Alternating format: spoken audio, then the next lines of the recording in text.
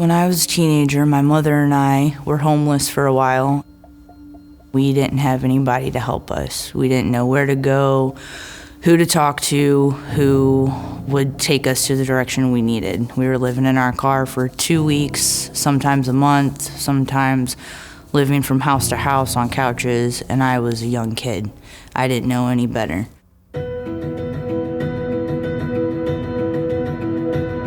Now that I'm an older adult, I now see that there are things out there that can help people. And I want to be part of that to let people know so they're not at a loss like I was.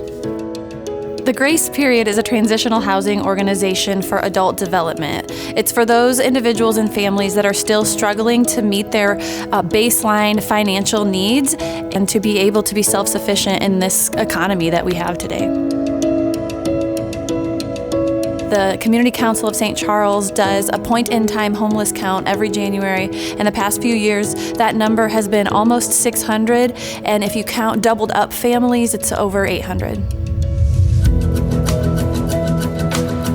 Sunrise Church has a ministry called Neighbor Helping Neighbor, and there are volunteer service coordinators that walk alongside unsheltered individuals and families and help them to access community resources and be able to get back on their feet. The one resource that has not been found in the community because it doesn't exist yet is a solid resource for transitional housing that so many of our families are in need of.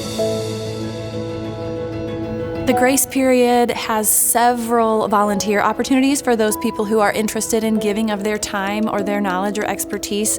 Our adult development program is pretty extensive, and our clients have opportunities for anything from mental health to occupational health to financial coaching.